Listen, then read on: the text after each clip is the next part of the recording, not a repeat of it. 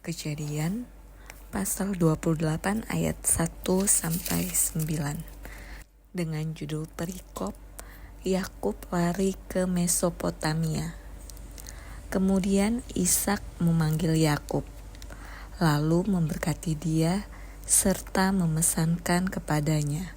Katanya, "Janganlah mengambil istri dari perempuan Kanaan. Bersiaplah, pergilah ke Padan Aram, ke rumah Betuel, ayah ibumu, dan ambillah dari situ seorang istri dari anak-anak Laban, saudara ibumu. Moga-moga Allah yang Maha Kuasa memberkati engkau, membuat engkau beranak cucu, dan membuat engkau menjadi banyak, sehingga engkau menjadi sekumpulan bangsa-bangsa.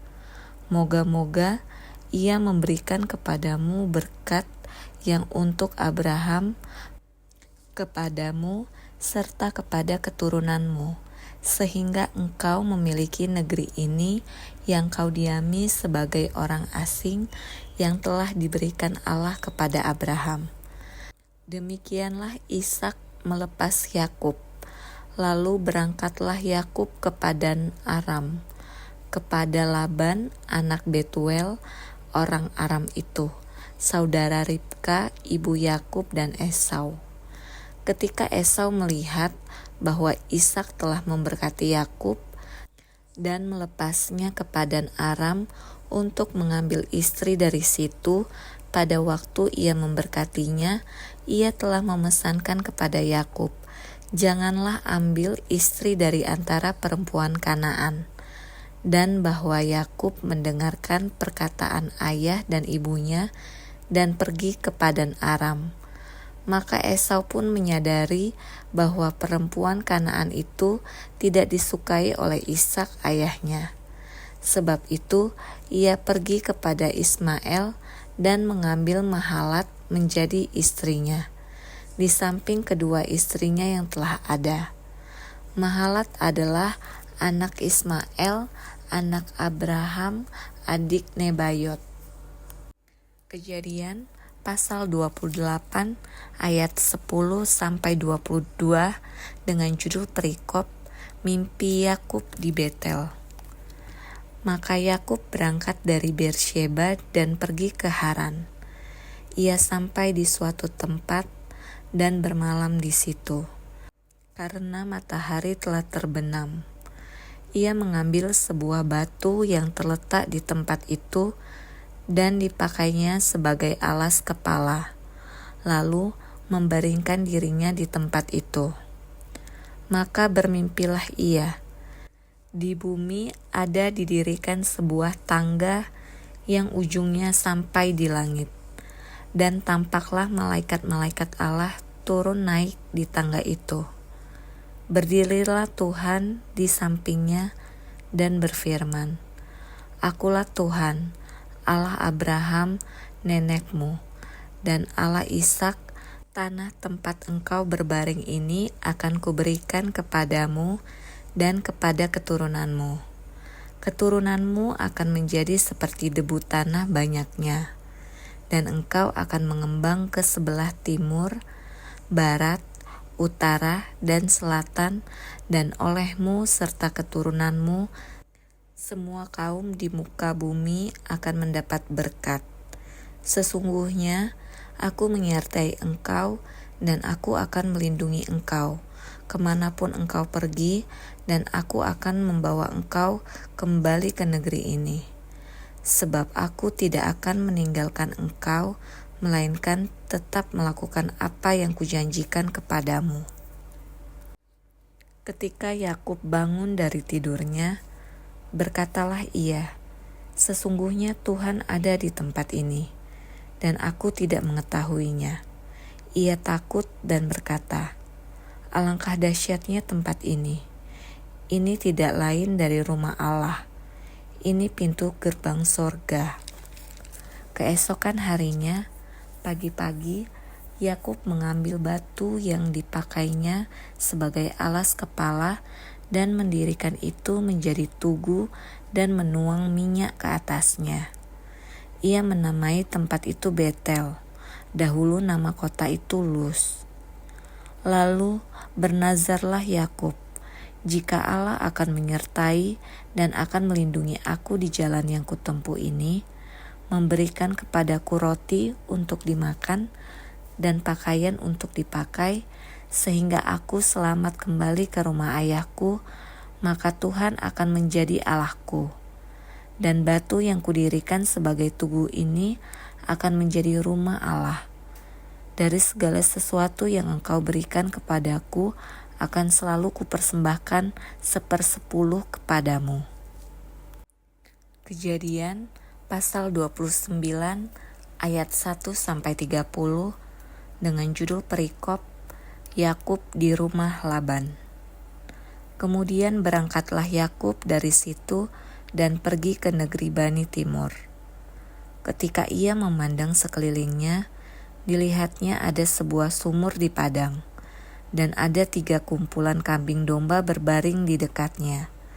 Sebab dari sumur itulah orang memberi minum kumpulan-kumpulan kambing domba itu. Adapun batu penutup sumur itu besar, dan apabila segala kumpulan kambing domba itu dikirim berkumpul ke sana, maka gembala-gembala menggulingkan batu itu dari mulut sumur. Lalu kambing domba itu diberi minum. Kemudian dikembalikanlah batu itu lagi ke mulut sumur itu. Bertanyalah Yakub kepada mereka, "Saudara-saudara, dari manakah kamu ini?" Jawab mereka, "Kami ini dari Haran." Lagi katanya kepada mereka, "Kenalkah kamu Laban, cucu Nahor?" Jawab mereka, "Kami kenal." Selanjutnya katanya kepada mereka, "Selamatkah ia?" Jawab mereka, "Selamat."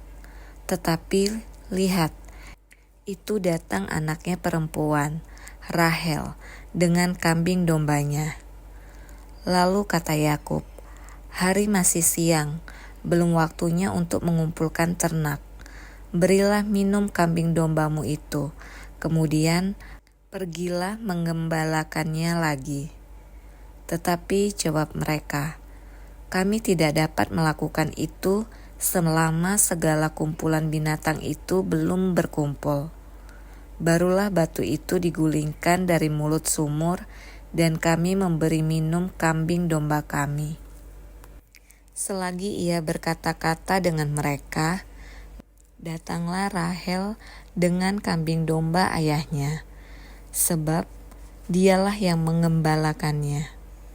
Ketika Yakub melihat Rahel, anak Laban saudara ibunya, serta kambing domba Laban, ia datang mendekat, lalu menggulingkan batu itu dari mulut sumur, dan memberi minum kambing domba itu. Kemudian Yakub mencium Rahel, serta menangis dengan suara keras. Lalu Yakub menceritakan kepada Rahel bahwa ia sanak saudara ayah Rahel dan anak Ribka. Maka berlarilah Rahel menceritakannya kepada ayahnya. Segera sesudah Laban mendengar kabar tentang Yakub, anak saudaranya itu, berlarilah ia menyongsong dia, lalu mendekap dan mencium dia, kemudian membawanya ke rumahnya.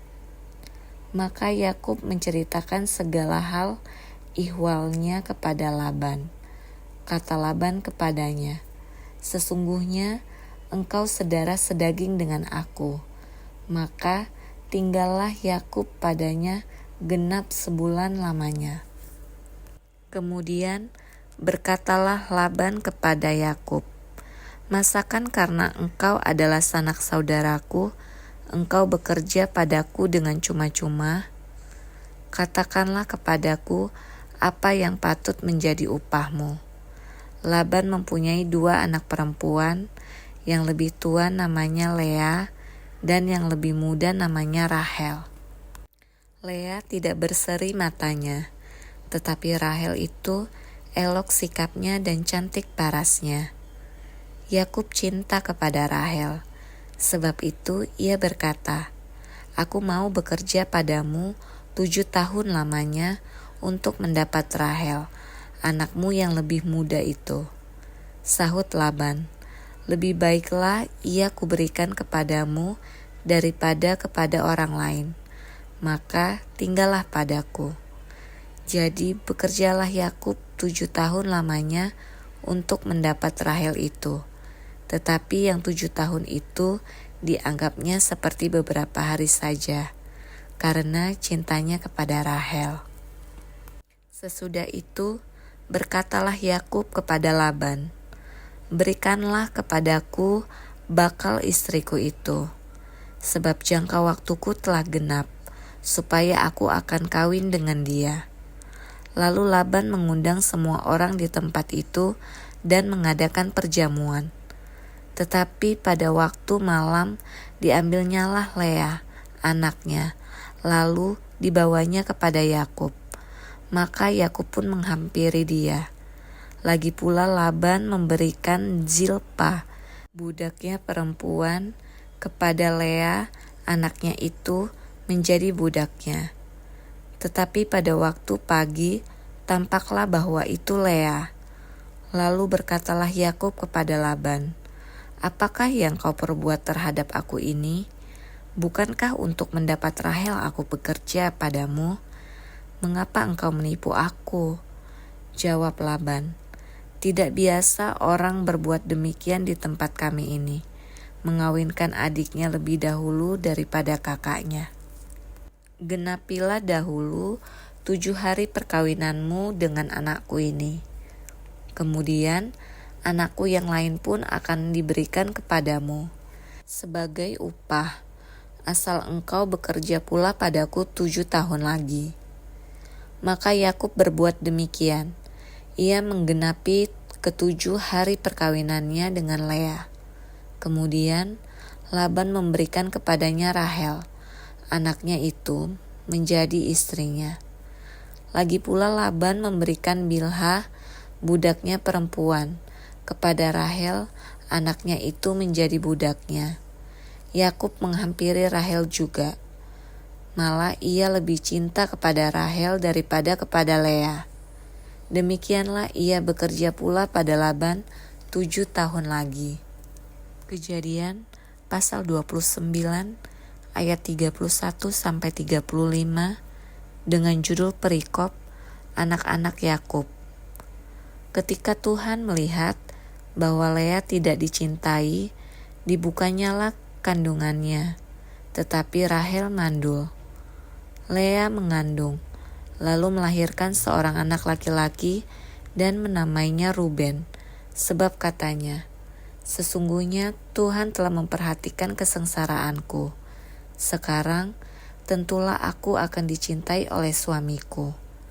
Mengandung pula lah ia, lalu melahirkan seorang anak laki-laki. Maka ia berkata, sesungguhnya Tuhan telah mendengar bahwa aku tidak dicintai. Lalu diberikannya pula anak ini kepadaku. Maka ia menamai anak itu Simeon. Mengandung pula lah ia, lalu melahirkan seorang anak laki-laki, maka ia berkata, sekali ini suamiku akan lebih erat kepadaku, karena aku telah melahirkan 3 anak laki-laki baginya. Itulah sebabnya ia menamai anak itu Lewi.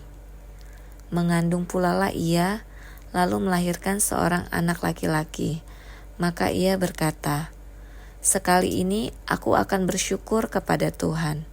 Itulah sebabnya ia menamai anak itu Yehuda. Sesudah itu ia tidak melahirkan lagi.